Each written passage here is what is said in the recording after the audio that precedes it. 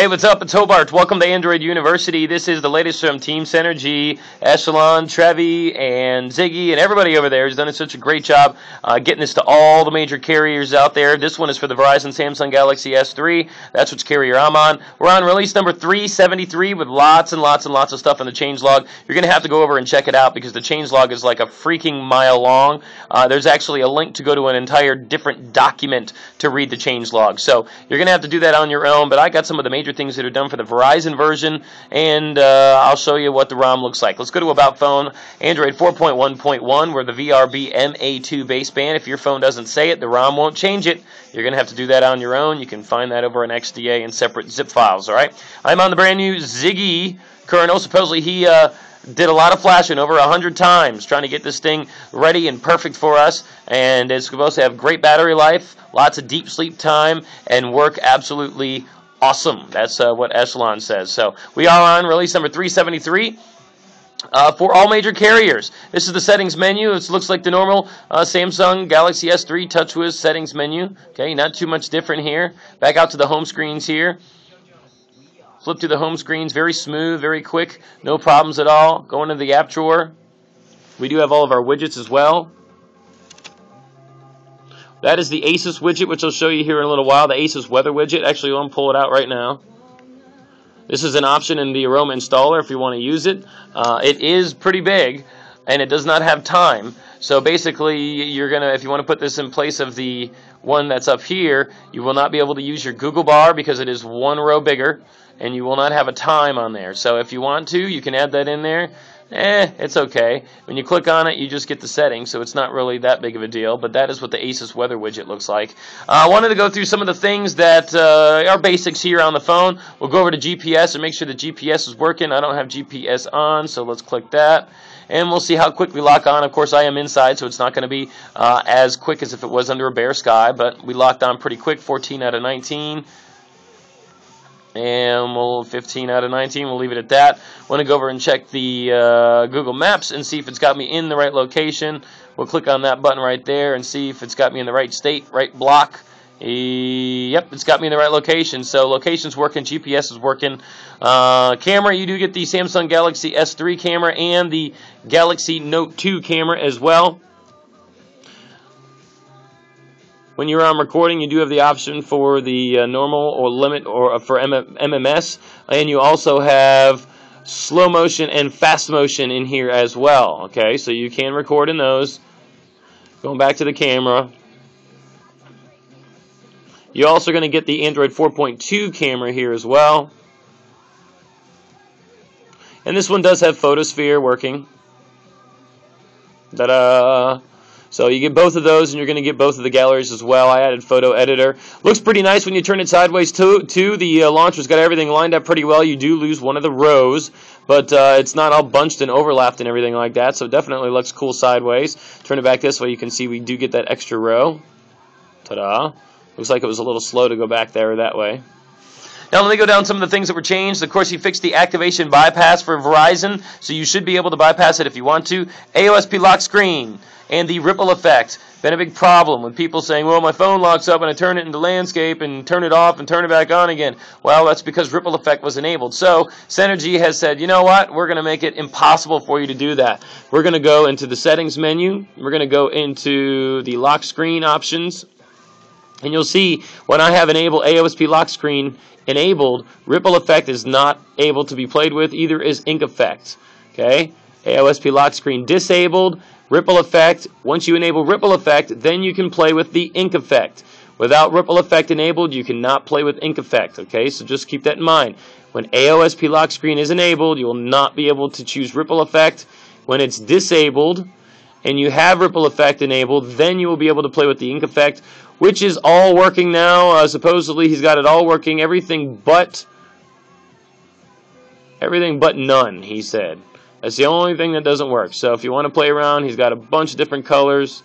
You got bright red, you got magenta, you got silver, you got dark green, you got gold, you got dark red, brown, yellow, pink, light blue. So these are all the colors you can use for your ink effect. And I use the AOSP lock screen, so we'll go back to that. You also have the option for the lock screen torch in here as well. and of course the other options that you normally get with the lock screen. So that is new for the lock screen. AOSP lock screen is only allowed to be checked as long as ripple effect is not checked, and vice versa. Okay, you do have the option for the Note 2 keyboard in Aroma installer, and something new here too is you see my battery icon. It looks a little funky. It's like purple and yellow and round and stuff. Well, that's because you can change the battery icon on the fly. I'm going to show you how to do that real quick. You're going to go into Display in your settings menu, go all the way to the bottom here, and you have battery icon style. Click on battery icon style, and you have a bunch of different options here. I'll play with a few of them. This one's called Nadict, which is pretty cool. You got your ICS blue stock. I like this too. The little Android guy. Kind of hard to see with the light. Green stock. Oh, green stock makes it red and look like it's empty, so that might be a bug right there. Green stock makes it look like it's got no battery. 82%, so I know I got battery. And this one is called Green HC. I know it's hard to see. Green glass. Try to get it so you can see it. And those are just a few of them that you have. Blue glass. Castaway. Well, that one's kind of cool too. Look at that. I think I'll keep that. That's pretty sweet. So those are some of the options that you have. Changing the battery icon on the fly, now an option in the display menu. Go play with it, all right? I already showed you ink effect. It's sort of fixed. All the colors work except for none.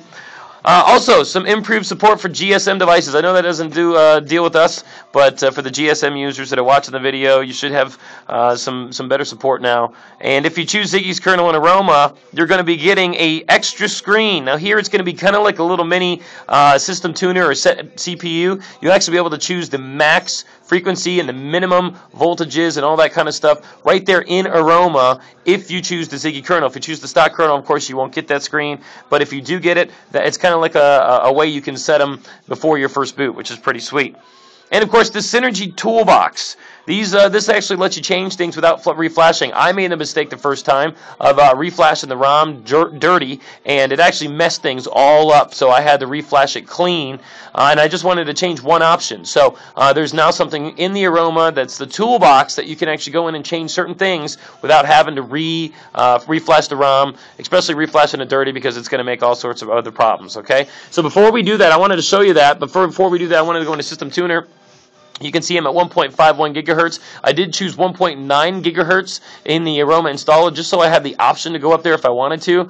And 384 megahertz. I'm on the Smart Ass V2 governor. I was reading a little bit about governors last night, and it looks like, you know, on demand seems to be real good, but not the best with battery from what I was reading, because it jams itself all the way up to full blast and then slowly brings itself down. Well, supposedly Smart Ass V2 is a rewritten interactive X governor, which slowly ramps itself up, but doesn't give you that lag. So I'm trying the Smartass V2 governor out. Again, it's just something that I was reading on voltages and CPU governors. Now, these are what my voltages are set at right now. They will be set at, I think, 1025 when you first get it, and you can reset them to what you want, depending on if you chose that option in Aroma. And of course, that's what mine looked like. I just kind of stepped them up little by little, and then I saved them here so that it would save them. Then I can come back and reload them later on. So those are the voltages. Again, I'm running the Ziggy kernel.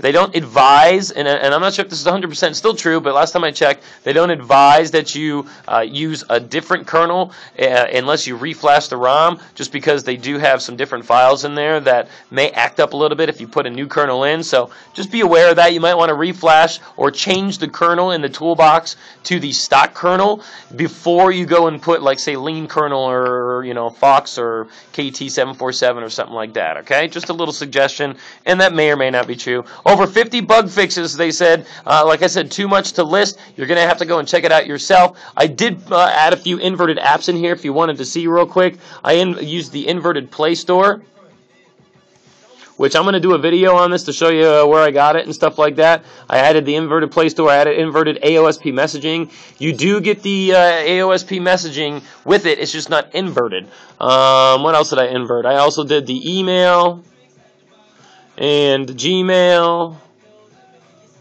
And these are all ones that I found over on XDA and by doing a little searching. So if you're asking, where'd you get them? That's where I got them.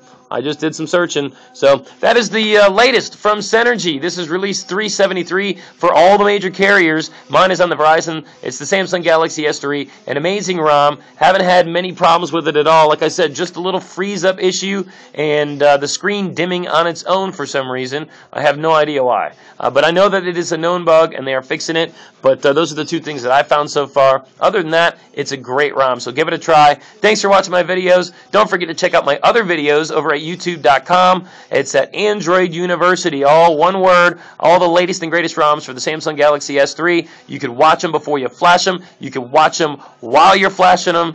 Whatever. It's all up to you. Oh, real quick before I go, I wanted to show you the Google Now that I also got as well. Bam. Yeah, blacked out Google Now. Look out for some videos on those blacked out inverted apps and where I got them a little bit later on, maybe here in a few minutes. Thanks for watching. My name is Hobart. Have a great day. See ya.